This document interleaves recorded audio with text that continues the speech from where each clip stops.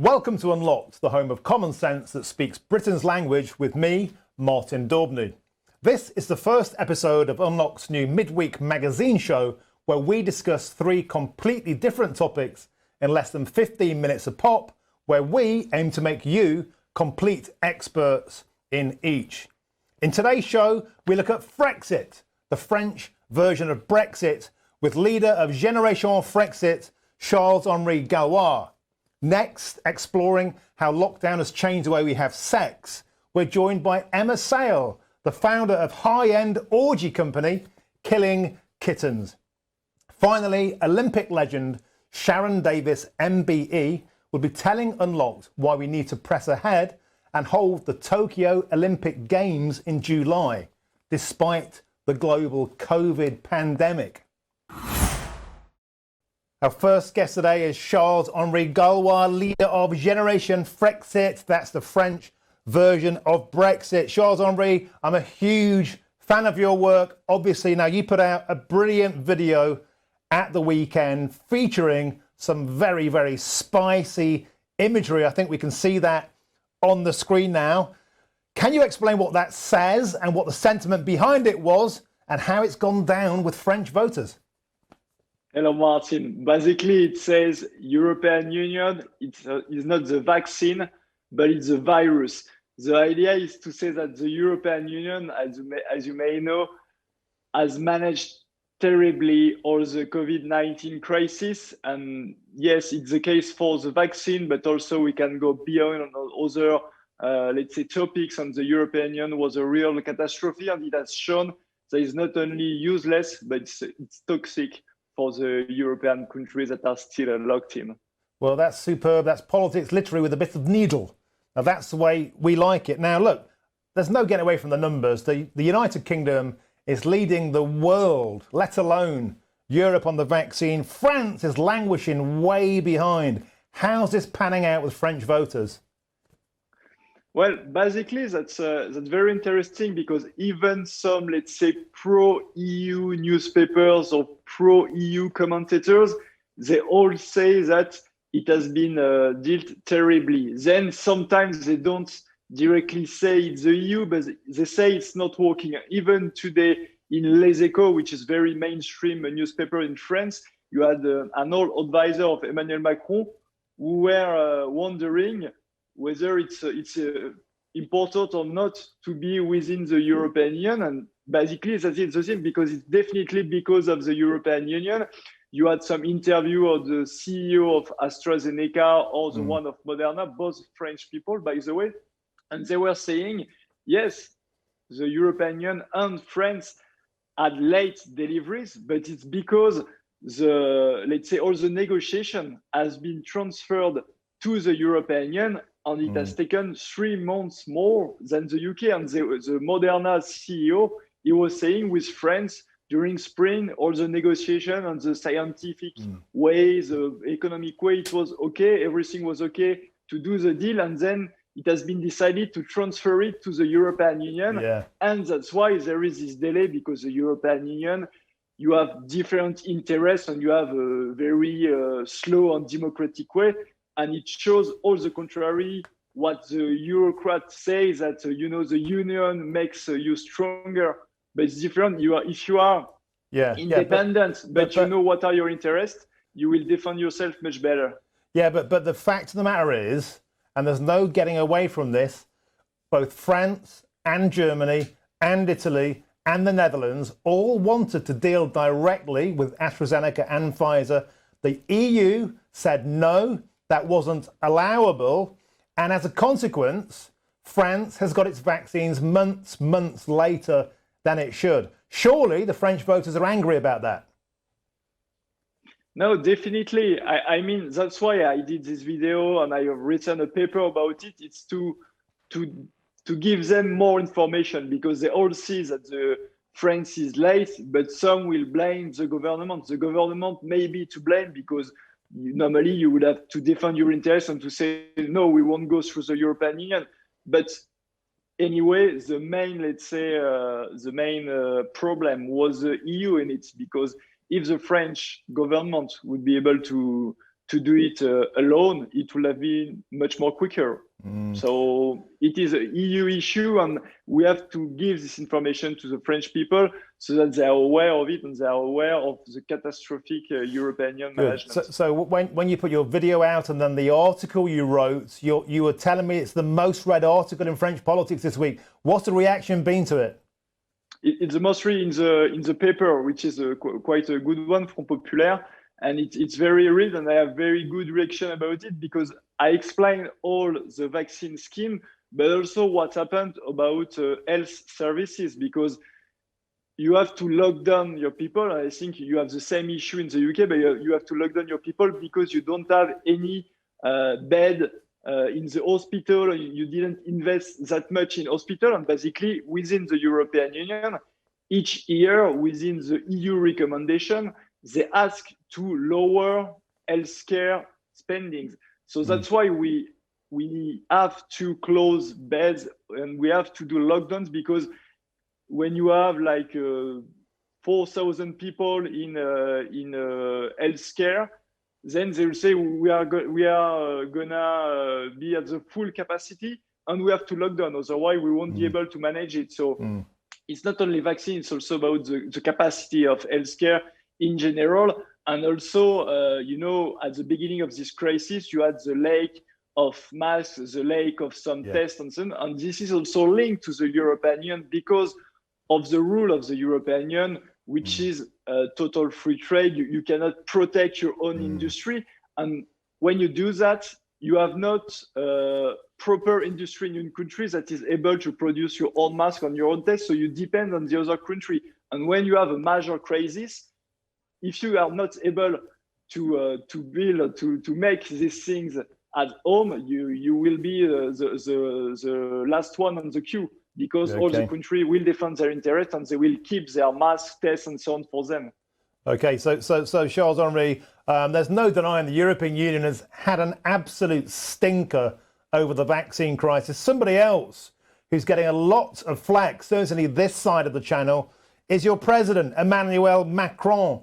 He made this ridiculous comment that the over 65s would have no benefit from the AstraZeneca vaccine. 10 Downing Street today has issued a comment calling him spreading anti-vax disinformation. How has that comment gone down with the French electorate, Charles-Henri? So far, it's not let's say the main topic in France, but I think it's very weird because you cannot do such statement if you don't have behind some scientific research that will prove that it's the case. So far we don't know if it's the case, and the French health service and Macron says we won't give it to the people that are over 65. So it's more like let's say retortion measure, because AstraZeneca cannot deliver the European Union, and they know that the UK has much more vaccine of AstraZeneca. They try to depreciate the products, but it's totally a nonsense. Unless they can give some proof that it's really the case. But as we don't have it, I think it's more politics than health-driven declaration. Okay.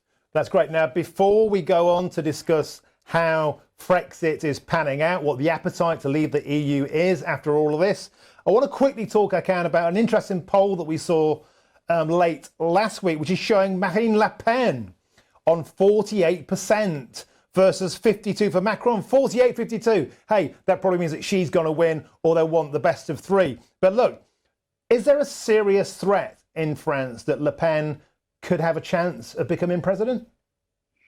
I really don't think so. We all want Macron to be fired, let's say. But what happens that Le Pen appears to be her best ally, because each time someone or Macron will face Marine Le Pen, you will win on the polls, the close polls for the second run. They did the same, they explained the same in 2017, but at the end, she always lose. And today there is another poll that shows that it won't be 52 48, but it will be 44 on 54, Okay. sorry, on 46. So it's not that tight. And anyway, as the national rally has all its history and so on, it's very easy for the mainstream media between the two runs to do, a project fear because they have all this history. So I think in that way, she is the best ally of Macron, and that the only hope for Macron to be re-elected is to face Marine Le Pen in the second round. Good. Okay, now finally, we like to end on a high note, an optimistic note. Brexit, 1 year on. You, of course, were with us in Parliament Square on the 31st of January. You and I are exchanging messages this weekend. A momentous time in history. Has the appetite for France to leave the European Union increased? What are the chances? And if France is not going to be next, who do you think will be the first country to leave the European Union after the UK? So I think definitely it will be between France and Italy. I think it's the two countries that have more interest to leave the euro currency and to leave the European Union. And in France, the appetite is increasing. As we have all seen, the COVID-19 was a catastrophe, disaster for the European Union management. So I think it will move. On our side, we have launched a big platform, which is a petition to ask for Frexit referendum, the same referendum that you had in the UK. And basically, the goal is to gather more people and more signatures together and to put pressure on all the candidates for presidential election so that they include the referendum in their manifesto, the same way that Cameron, had to include it. We are putting pressure to get that done. And I think Italy also, it will move. As you have seen today, Mario Draghi has been appointed prime minister in Italy. So without any election, it's a technical government, but we know what is a European Union technical government to apply the European Union reform, what they want.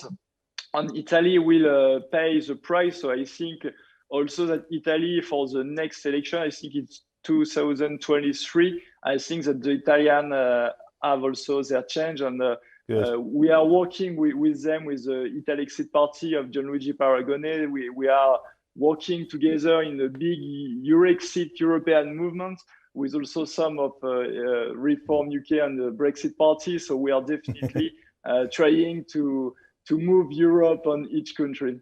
Well, it's always a pleasure to talk to you. I think the Italians are the biggest favourite. I do think, though, France has got a sneaky outside bet. You're coming up the inside. Charles-Henri, thank you very much for appearing on Unlocked today. It's always a pleasure. And as you say in your country, vive la révolution. The leader of Generation Frexit, Charles-Henri Gallois. Drop them a follow on social media. These guys are really, really doing great pioneering work. Thank you for being on Unlocked.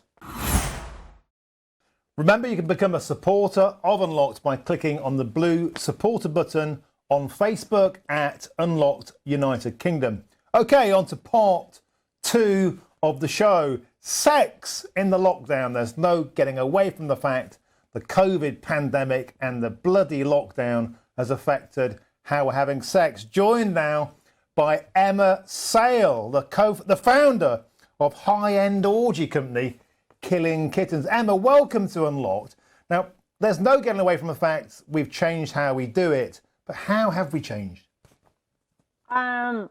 Well, everything's gone virtual, just like, every business out there is virtual. So that's why sex tech has gone through the roof, from toys to zorgies, as we call them. The What's online the orgies zorgy? going on. The zorgies, the Zoom orgies, as the tabloids have named them. And loads of the kind of the sex tech and the webcam type stuff. So it's just a bit like everything else in the world. It's sort of, we've got nothing else to do. We're sat at home, so our whole lives has become virtual. Now, I noticed Killing Kittens took part in a lockdown lust survey in the Sun. And some extraordinary stuff in this, Emma. It'd be fun just to trot through some of it in terms of the way we're having sex in different ways. 14% said their sex life was better. Of those who are more happy, it's because they see their partners more often. But 18% saying their sex life is worse. Now, I think I can empathise with the latter of those two. I think a lot of people can. What is it about the lockdown? Because you think, right, everyone's at home, there's loads of time, they're going to be at it, but hasn't been the case, has it? No, and I think it actually comes down to mental health, really. And, at the end of the day, our biggest sex organ is our brain. And if we're stressed, then the last thing anyone wants is sex. Well, look, you go either two ways. Either you want to jump and have that closeness and want more sex and intimacy, and that's going to make you feel better. Or it goes the other way, libido, and you don't want anyone near you, and you don't want to have sex. It's the last thing on your mind. So there's no kind of grey area. You go one way or the other. And plus, if you're on your own, it's pretty difficult to have the actual physical sex with someone right now. Yeah, exactly. And it's all 14% are always arguing with their partners. 17% say that the kids are always there. I think that has been an issue. But this use of tech. Now, what I'm interested in, Emma, is this kind of filling the void at the moment, or do you think that this is going to further accentuate our reliance on tech, and will it change the way we have sex into the future beyond the lockdown? I don't think I've watched it happening. I've watched it happening for years, the change into the sex tech world. Just like most industries have been moved into tech. I mean, we've on paper been a tech business for 5 years now. And the big sex tech's been coming in the last 3 years, 2-3 years. So it's never going to replace the actual offline physical part of sex. Nothing, no amount of AI, VR, AR will ever replace that energy you get from the actual physical act of sex. It's just tools. The same with any technology. They are the tools that enable businesses to operate, enable you to explore your lives more, and that's what technology is. It doesn't replace actual offline. It's just an extra tool to help. And there's some really fascinating, to be honest, quite eye-popping stuff in this survey about lockdown crushes, who people are fantasizing about, and I'm really shocked by this. I'm not surprised by this one. The number one male fantasy is Carol Vorderman. Now, I think I understand it, because Carol Vorderman, if you remember, was basically having workouts in her knickers. I mean, that's what she was doing. But if you look at the guys, I want you to talk me through this, Emma. You're a woman. I don't want to misgender you, but I'm assuming you're a woman. I'm a woman. What the bloody hell is going on here? The number one fantasy for women, Greg Davis. Number two, James May from Top Gear, as he was. And this one, I've been talking about it all day. I'm appalled about the state of British women. The number three, lockdown fantasy, Matt Hancock. Oh, my hand job. No, thank you. Honestly. No, I think that one really got me as well. I would take Dominic Raab. He's just quite, there's something about Dominic, but no, absolutely. I don't know who these Sun readers are doing this survey. But yeah, I'd like to see the demographic of who they surveyed on that one. Good. And there's another really interesting report came out last week, Emma, on Sky News. And there had been a lot of talk about people knocking around their homes in lockdown, having more sex. So there'd be a baby boom after the lockdown. But that hasn't happened, has it? No, that's what everyone thought, that, you go into lockdown and everyone's just going to be at it like rabbits. But, as I said just now, that the stress in it involves and kids being in the way, actually a lot of people are having less sex. There's also the physical distance of not being near the other half. Plus then you've got the financial side of people that maybe were ready to have a baby and start trying, and maybe someone's been furloughed or lost a job. And weddings being postponed. I just think you've got the dark side of lockdown coming out now, was showing the actual real detrimental effects on relationships, and it really, a lot of it is finance and mental well-being, really. And those things, let's face it, what we would normally not associate with sex at all. You're sitting around doing your accounts or thinking about not having a job tomorrow. There's no surprise that people aren't having a leg over. But when you look at the geographical information, I think it's really interesting as well. Many NHS trusts have reported a downturn in the numbers of scans for pregnancies, down between 4 and 5% across the board. The worst affected, Lincolnshire, Manchester, Gloucestershire, South Tyneside, Somerset. Nationwide, Emma, it sounds like we're going to have a crash in childbirth rates because people have been too turned off to have sex during the lockdown.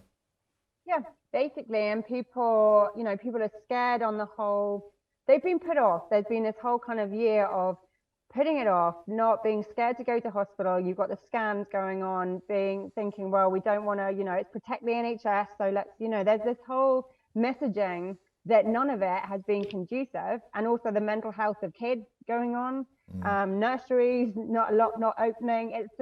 It just all adds on up to this knock-on effect of it not particularly being an attractive environment to have sex to get pregnant. Okay, yeah. So looking to the future now, Emma, before we wrap up, the lockdown ends. What do you think is going to happen? Are we going to rampage out of our houses like sailors on shore leave, looking for the first person we can grab? Are there going to be like Romanesque orgies, killing kittens, going to be back in business? Is that going to happen? I think it is. I think you can't argue with thousands and thousands of years of history and what happens after, wars and global pandemics. And everyone just shags and everyone wants to explore life and get on with life and experience life. And they might have realized that they weren't, experiencing it before. You're always going to have people who, especially with the fear mongering that's gone on in this country on the media front, you're always going to have people who will take some coaxing out of their doors and not want to, and be on the safe side and not want to come out. But I think on the whole, people will just want to get out there and hug and live and party. I'm glad you said hug there. We are a family show. Another thing I think could be interesting is all the people that are going to be too scared to shag after this, they're going to stay in their bunkers. Maybe like there'll be a grim form of Darwinism. And they'll be taking out the gene pool, and those who like having sex and like all the action, they'll be out there. But what will this mean for your business, for Killing Kittens? I mean, the concept at the moment of getting a lot of people in a room and having, a big old orgy, let's face it, seems even more distant than the idea you can't even see your family. So what's it going to mean for your business? We're the last, when people say to me, oh, we can only operate in tier 1. And I'm like, wrong audience, wrong audience. We literally cannot operate until, I have no issue whatsoever in saying I am absolutely 100% confident that the minute there's no restrictions, we could get parties around the world, as long as all the cities in the world where we operate are no restrictions, we could get 300 people within 48 hours into events and have week-long events with different 300 people every day. It's there, the demand is there. We know from our members, now and all the virtual stuff we're doing, they cannot wait to be able to get back to a party. And we've increased members massively on the online side of our business, and all our virtual events are flying and all the education workshops are flying. So it's a real juxtaposition. We've got half of events business dead in the water with massive revenue loss, and then the other half, the tech digital business, doing really well. So I'm either on the ceiling or on the floor. Yeah, well that's orgies for you, I guess. Now, without going into detail, because again we are a family show, how do you have a COVID compliant orgy? Well, there's a lot of icebreaker games involved, and we have the event hosts who will host the icebreaker games. We have about 100 people, so about 50 screens. We have some of our cabaret and burlesque acts performing, the DJ, the playlist, people can go into breakout rooms and chat, and then sort of what they do on their own screens is up to them, and that's sort of where it gets interesting. But you're never going to recreate the physical offline side of sex. We just kind of have to do what we can do to keep our members entertained. Superb. Well, Emma Sayle, founder of Killing Kittens, thank you very much for coming on Unlocked today. I wish you the very best. An orgy seems like a world away when you can't even go for a pint of beer, but we can dare to dream. Thank you for coming on the show today, Emma Sayle. Please remember, if you like what you're seeing today, become a supporter of Unlocked by clicking on the blue button, the supporter button on Facebook, and follow us at Facebook, Unlocked United Kingdom, and please share, get involved. Now, the next part of the show, I'm delighted to introduce somebody I've admired for decades, all of my life basically. Sharron Davies MBE, Hall of Fame swimmer, complete legend, not only in the pool, but also post-sport, become a great voice, speaking out about liberty, freedom, the importance of being able to practice safe sports. And today's section is on the Olympics. Due to take part, Sharron, this July the 23rd in Tokyo, and you're here to tell us today why you believe they should go ahead. Just because I think actually we could really do with something positive. You know, I've got to a point where life has been so incredibly depressing and negative for such a long time. And you've got to remember, this is nearly still 6 months away, you know, 5.5 months away. And a lot is going to change in the next 5.5 months. The vaccine is going to be well and truly rolled out to pretty much everybody by this stage. And I think that we shouldn't be pressing the IOC at the moment to make decisions because it's so difficult for the athletes to still train when that is happening. And I know how that feels because that happened to me before Moscow when we had the Russians invade Afghanistan and we were, you know, Mrs. Thatcher was trying to get us to not go to Moscow. And so it's incredibly hard to train anyway, to do 6 hours a day and get up at 5 o'clock in the morning and then to not know whether you're going to get to compete is very difficult. So I think just let's wait and see. But I do think that there is no reason by the time we get to the end of July, we can't have a safe Olympic Games. Cool. Now, it's really interesting looking at the numbers involved. I think it's quite staggering, the volume of people that take part. Had a quick look at this. In Tokyo, Sharron, there are due to be 26,000 beds in the various athletes' villages, and that's the athletes themselves, 11,000 from 206 countries. This is a huge undertaking. Add all those people together, Sharron Davies, that's approximately the population of Staines. So this is a lot of people to move around the world. So with that in mind, how safely can we do it realistically? So I do think that we ought to be talking vaccine. I think everybody really probably needs to be vaccinated. If you have a massive problem about it, then that's your choice not to go. Having been to the last 11 Olympic Games, I can tell you to go to places like Rio, we had to have a lot of the vaccinations. So it's not particularly unusual to expect people to be vaccinated to go to certain parts of the world. I think there is a big possibility that it will only be Japanese spectators. And that's fair enough. Again, it has to be decisions that are made for the safety of the athletes and the safety of the world. You know, these are things that we have to do with protocols in place and with proper medical advice. I think the teams are likely to be slightly smaller. I think the journalistic teams will definitely be smaller. I know for a fact that the BBC have already planned to put a lot of people in Salford rather than take them out to Tokyo. So reducing those numbers, basically, that you're talking about. If you ask an athlete if they want the Olympic Games to go ahead, they will tell you yes. If they say they've got to go ahead without a spectator audience, they will say, well, fair enough, but we would still like them to go ahead. It will make a little bit of a shame to the general atmosphere, but you'll still see amazing sport. You know, people will still want to win. And ultimately, you're not going to run slowly because there's nobody cheering in the audience. If it takes a world record to win the race, then people that are able to break world records will break them. It certainly seems, Sharron, when you look at the reaction within Japan, that the will is definitely still there to crack on with this. They are talking about an overall simplification of the event. What does that mean? Does that mean less events? Does it mean a simpler opening and closing ceremony, all of that kind of joyous pomp and ceremony? What would an Olympics look like if it did go ahead? I think it's quite difficult to be that specific right now, but you talked about the numbers. I think it's probably a reduction in numbers. It would certainly be a big question mark over foreign visitors, spectators. I think they may just decide to limit it to the Japanese crowd. And I think the Japanese crowd would support it incredibly well. So we would still, see full stadiums if it was limited to Japanese crowd. And I think that we may take slightly smaller teams. So I don't think they would take events out because that would make it very unfair on those people that are in those particular events. So we would still run the events, but we could potentially, maybe have slightly less people. Therefore, we need slightly less support staff, slightly less physios, slightly less, people taking part, looking after everybody in the village and so on and so forth. You talked about 26,000 beds, there's a possibility they could get that down to say 16,000 beds and then all the support staff that would go with that. So, and I know already that most journalistic associations, most television companies all over the world have already got contingency plans in place to reduce their numbers in Tokyo.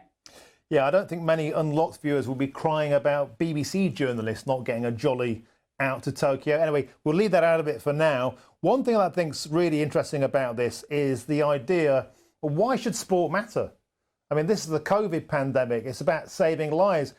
Playing devil's advocate, Sharron, what would you say to those people? Saving lives is really important. I don't believe this would be putting people's lives at risk. As I say, I do think it's going to come after the majority of the people in the UK have been vaccinated, and that will be the majority of people around the world. I know that the IOC are talking with the World Health Organization to make sure that there's enough vaccine for everybody in all the different countries. So this isn't about looking after just the developed world. This is about looking after everybody and getting everybody's athletes out there. So that's really important as well, that this is, that there is equality across the world for everyone to be able to go and compete. It's going to be really difficult though, because where is the equality with regards to the preparation? Some countries will have been able to carry on full training, and other countries would absolutely have not, and they would have been in full lockdown, and there wouldn't have been access to tracks and pools and velodromes and so on and so forth. So there's going to be lots of challenges to this. But my answer is always that providing we can do this safely, I think that the positive that it will bring to the world with regards to the feel-good factor and the fact that it would make the world come back together again is well worth it. Yeah, and I think the Olympics are a hugely emotional and special event, aren't they, of coming together as a planet with the common goal of sport. I certainly would love the pick-me-up. I mean, I'm a massive football fan, and when the European Championships were postponed, I was gutted. Yeah. I mean, that was my whole summer planned around that. I'm sure, people like yourselves, you plan your year around watching this. But I want to get back, if I can, to... You still have Premiership. You see, that's my point. My point is that professional rugby has carried on, professional football has carried on, professional tennis has carried on, professional cricket has carried on. Our athletes and our swimmers now are professionals. This is their job, and this is their opportunity once every 4 years to do their job at the highest level. So again, I think it's a little bit of a restraint of trade for them when we are enabling lots of other professional sports to go on. In terms of the athletes themselves, I mean, all those agonising early starts, the endless, merciless training regime, the dieting, to have this all yanked away from you, I mean, how devastating will that be for the athletes themselves? I can't tell you how devastating it will be. It's absolutely colossal. I mean, it's already been very difficult postponing it for a year, which everyone understood had to happen. There'll be many people, and I know of many people, that have retired because they just didn't have another year's winter's training in them. And this people, a lot of people, this will be their swan song. This will be their last major Olympic Games. This doesn't come around every year like Wimbledon. This comes around once every 4 years. So many people only have a window of one opportunity to shine. Now, if you can imagine the difference that it would make to your life if you become an Olympic champion, you basically will live and trade off of that for the rest of your life. And if that's taken away from you, then their lives will be very different. So, and you've trained for 10 years, not being paid the sort of wages that a footballer gets, just by getting enough off lottery to keep you going and pay your mortgage. This is really, really important to them and will be heartbreaking. Many will have another Olympics in them, but there will be a lot that won't. Yeah, I've done quite a lot of work with Chris Akabusi on Sky News, and he carries his gold medal with him wherever he goes. It's in his inside pocket. I said, I don't believe you. He fished it out and he waved it in my face. Brilliant. And it really, really meant the world to him. And I mean, it's the absolute pinnacle of human achievement, and to have that snatched away must be a terrible misfortune. Another thing I want to talk about is the idea that, as a layman, sport and the excellence and the pursuit of excellence is a continuum, right? You're forever pushing the envelope to get world records. Taking an Olympics off, Sharron, that will surely have an effect on the overall advancement of sports and human achievement. Yes, I mean, I think, we've all had a bit of a year out from all sorts of things, whether that's industrial things. The only thing that's really progressed this last year is science, because we've thrown all our money at it to find vaccines and to understand the pandemic. Everything else has been on a standstill. People will have still been training, and we will have other events. And that's why we can't postpone for another year. It's not financially doable. Japan cannot hold all their facilities open for another year. So you can imagine they've built all of these skyscrapers to house all of the athletes and their support staff. And those people that were buying those had to wait for another year before they could move into those properties.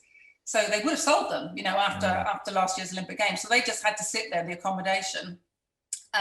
Next year, we've got the World Swimming Championships, the World Athletic Championships, we've got the European Combined Championships now, and we've got the Commonwealth Games, which are happening in Birmingham. So it will be impossible to push it back for another year, plus it's Winter Olympics. So if we don't stage the Olympics this summer, it will mean that they are cancelled, not postponed. And just before we quickly move on, is this also about the Paralympics? So yes. Would the Paralympics also be going ahead as part of your dream plan? Yes, I mean, one would follow the other, and whatever sort of protocol that they have for the Olympics, they would also, implement in the Paralympics as well. And I certainly think the Paralympics for me has become as enjoyable as the main Olympics. Well, when it came to London, that's the only one I could get tickets for. I wasn't quite as organised as most fans. Paralympics are amazing, and you'd think that for those participants, for those athletes, this really, really is massively, talismanically important to their mental health and their well-being.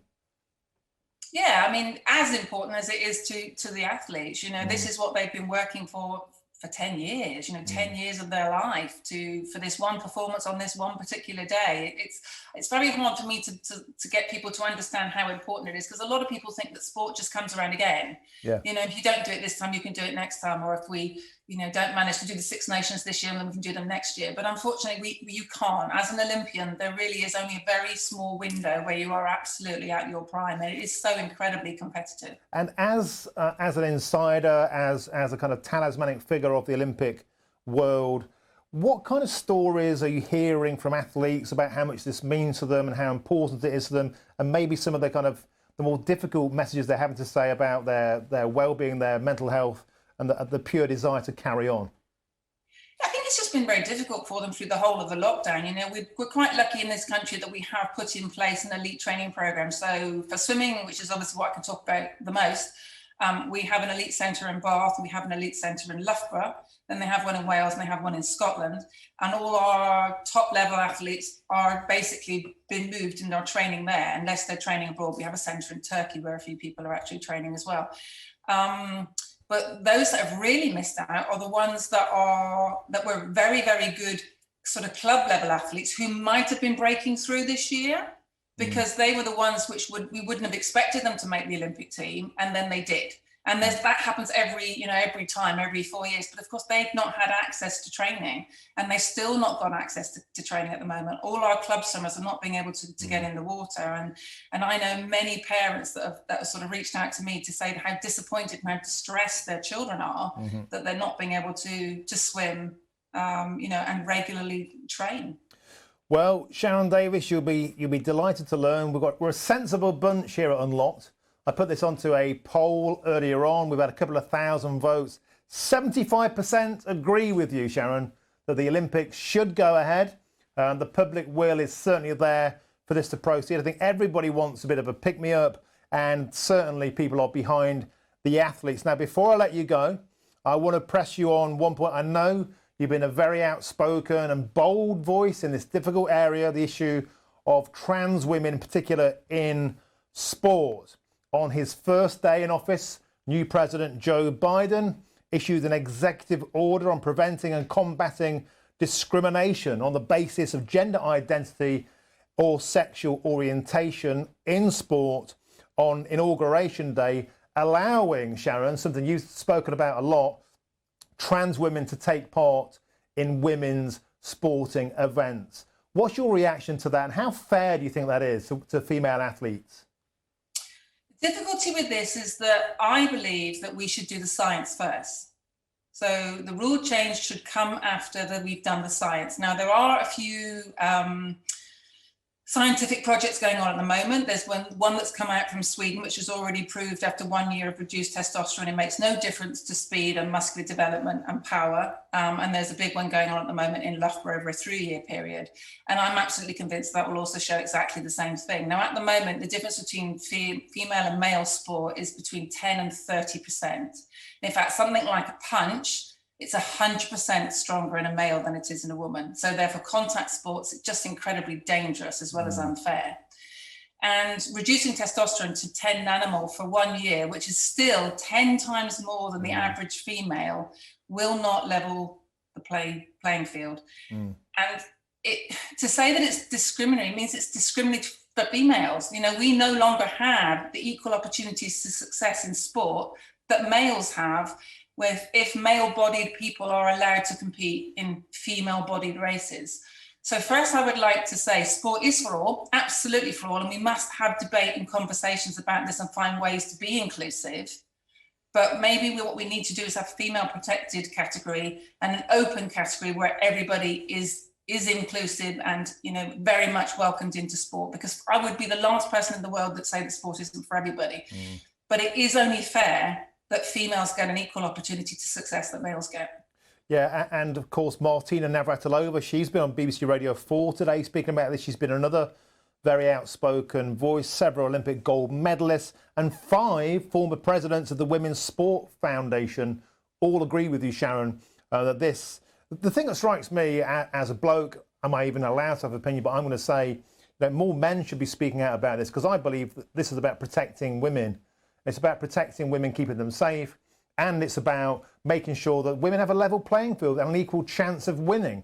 And if you're going against people that used to be men with all that puberty and testosterone and muscle density and skeletal density, surely it isn't fair, Sharron Davies.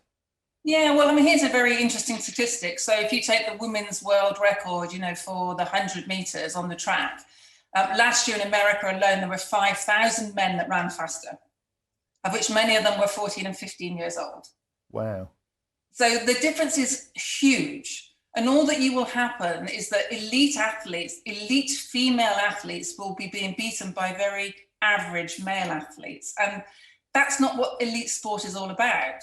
So we will, you know, they will be losing places, scholarships, they will be losing places on teams. And I just think that's not the solution. There are better solutions. I am 100% pro equality and equal opportunities and inclusiveness. But, you know, females, biological females, deserve the same opportunity as biological males. And we know that biological males are faster and stronger and quicker in sport. You know, we only have to look at the statistics to show that. And the science will come out and we will see that in results. And, you know, sometimes transgender advocates will say, well, if that was the case, we would have loads of Olympic transgender athletes. Well, the only reason we don't have that is because the IOC only changed their rule just pre-Rio, not in time for anyone to be able to make the Rio team. So this will be the first year that any transgender women or transgender men will be able to make the Olympic Games. But what you will see is that there will be transgender women, but there will not be transgender men making the teams, because they will be at a disadvantage rather than an advantage. Yeah, and it strikes me that this is a situation where the odds are stacked against women. I think that's unfair. It's in the very flies in the face of equality. Sharron Davies, once again, bold, outspoken topic on this. Thank you very much for joining us today on Unlocked. I wish you all the very best, and just been a huge fan of yours for many years. See you again soon. Thank you, Martin. Thank you. Bye. Cheers. Well, that was a superb episode of our midweek magazine show. Great guest, outspoken, get involved. And again, I'll say to you, if you like us, please support us. Press that blue support button on Facebook.